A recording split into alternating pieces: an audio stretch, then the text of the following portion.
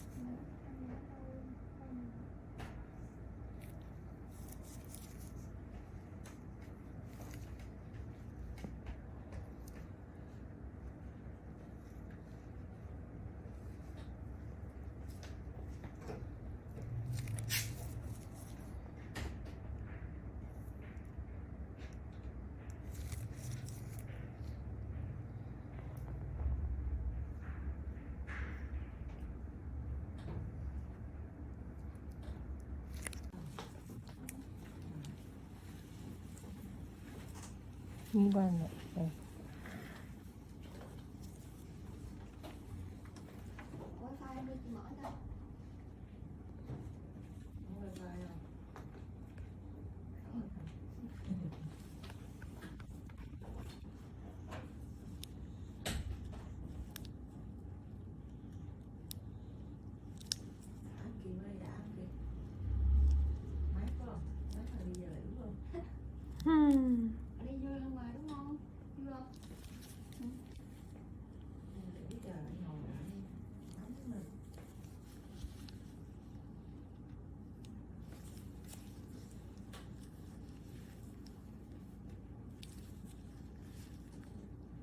Con cục nào nhắc chị luôn nha, xử lý hết lần.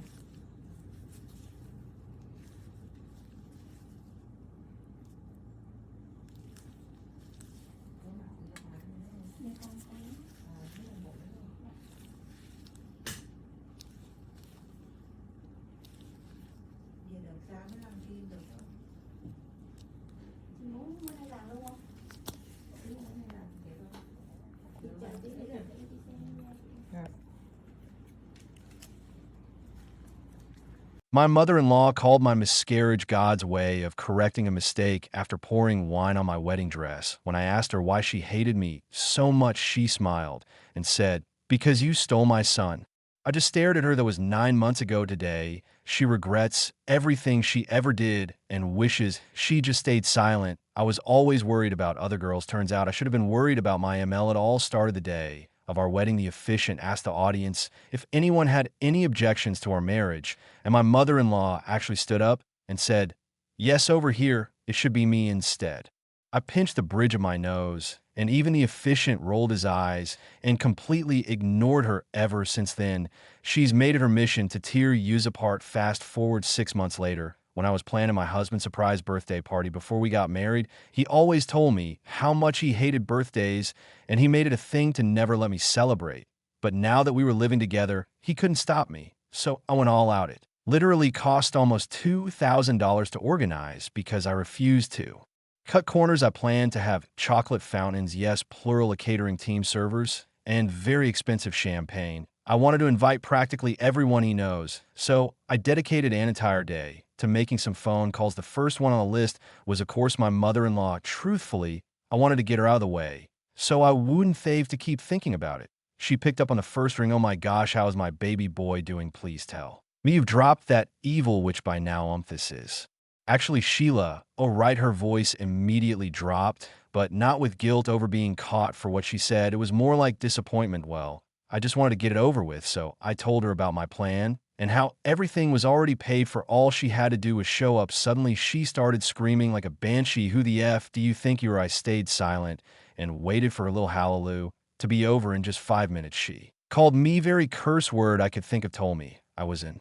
evil beast for corrupting her son, and that she would rather Michael, my husband, be dead than attend anything I planned. But I didn't have all day, so I simply gave her the time and date of when it would happen before hanging up. Honestly, her reaction was so predictable that I didn't even think about it again. But when my husband got home that night, he told me his mom, MIL, had called him. I was scared she had exposed my plans, but turns out she had just made a dating profile for him without his permission and sent him screenshots of girls she actually approved of. He told me this with a deep worry in his eyes, as if anything she did could actually affect me anymore. "I'm sorry, my love, you know that I would have gone no contact by now if she didn't have cancer." He said. I let him hold me and kiss me. "Don't worry, Michael, I know, because I really did know, and I refused to let some jealous old hag come between us." The days leading up to his surprise party were mayhem. I kept spamming me with texts like, "You're going to regret this," or "Last chance to back out of the party," and my favorite, "You think you're in control,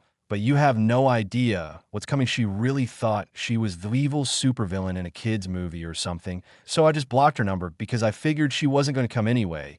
Then came the big moment. His coworkers, his siblings, and members of extended family, and his best friends all stood in the kitchen in the complete pitch black. In our hands were party poppers, and there was a huge cake in the center. The air was filled with excitement, and everyone was silently whispering about what his face would look like when he walked in the door. But at 4:10 p.m., when he still hadn't arrived, an awful gut feeling washed over me. You see, he was always very time-oriented. Ever since I'd known him, he would go fishing every Saturday morning and get home at exactly 4 o'clock p.m. So when 4:30 p.m. hit, and he still hadn't arrived, I felt dizzy with anxiety. Well, that's when I got the call, but it wasn't from him. It was the police. I put it on speakerphone. They told me they had found Michael in a car crash on the side of the road. He was dead. A scream escaped my throat. My hands clawed at my chest as if trying to rip out the pain. His family collapsed to the floor, and his coworkers tried to carry me over to the couch. The policeman was still on speakerphone